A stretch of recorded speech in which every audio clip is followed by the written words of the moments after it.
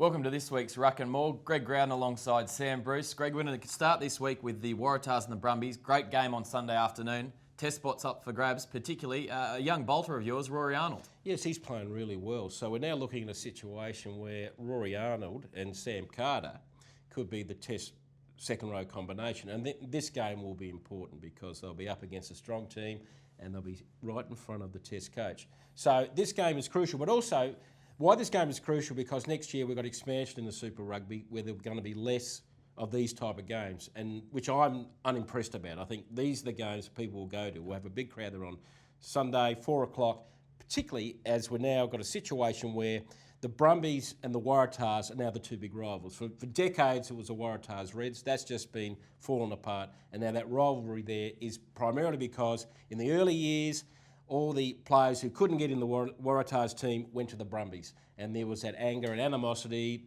whatever. Even Stephen Larkin, the Brumbies coach, brought it up this week saying that a lot of the guys have still got chips on their shoulder over it. So this team's got an edge, and it's going to be important in many respects. I think it will determine who will be the first team in the Australian Conference at the end, and also I think it could even determine Test spots. Any bad blood remaining from the Dublin drinks saga? I know Ben Moen, who was supposedly at the centre of that whole controversy there a few years ago, he's now in France. How are the mateships between these two sides? Well, it was interesting last year. Stephen Larkham and Checker worked hard to try to calm all this down. They let it bubble along until that final game, and there was enormous animosity there. And there's still a little bit there. But it has died down. And that's why I think Checker was very smart to get Larkham on his coaching panel. But still, it's not going to be a pat a cake, baker's man game. This is going to be on. Because there's still a bit of an edge, but not as bad as it was last year. Matt Toomua going head-to-head with Bernard Foley at number 10. Tumua's been used primarily at 12 for the Wallabies. Can he do enough this week to bump Foley from number 10? I've pushed this for a long while. I think Toomua should be the Test number 10. I think he's been so impressive the last 2 years. I think of all the 10s that have been played, I know we might have to wait to see what Quade Cooper does when he comes back, but I've just been impressed with how he uses space. He's confident.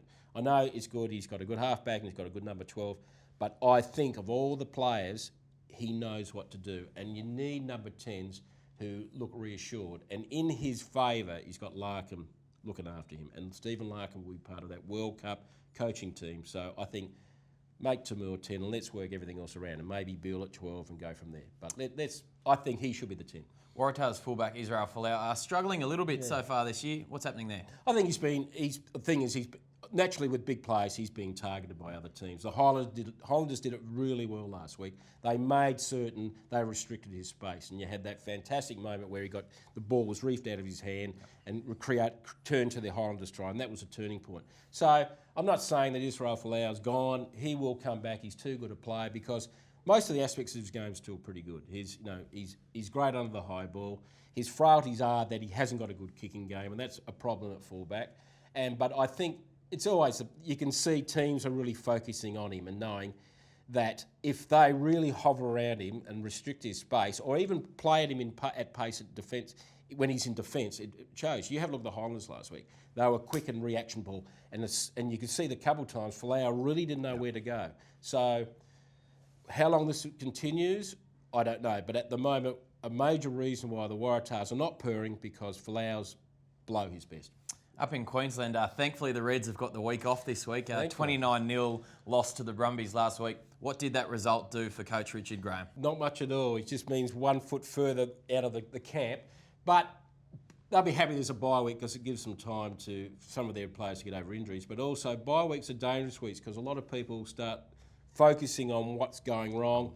And the situation is there that I know the QRU are still saying that Graham's got their support, but it's interesting, quite a number of the old players of the Reds are starting to say, it's time to make a decision, we're not happy, da-da-da. And you've got to understand in Queensland, the team elders have a major impact on what goes on there. And if the guys like the old Tony Shaws and the Tim Horn start to complain, that's going to make a difference. And I noticed that Tim Horn mentioned in the commentary last week that it's time for the QRU to make a decision whether to get rid of him or keep him going. So when that's happening, there's something going on. So I still think Richard Graham is doomed.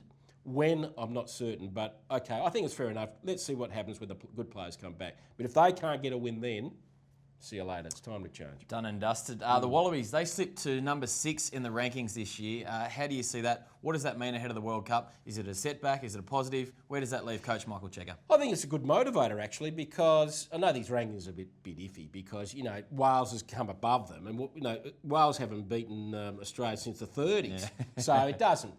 But the thing about it is it does indicate we have slipped badly, and we have, but still, it means that. But what it also means is we're not going to actually move high for a while because we've got some pretty tough test matches for the World Cup. Rugby Championship, yeah. But it means that you've got to remember that not this World Cup, the next one relies on these rankings pretty soon because they decide the rankings of the things.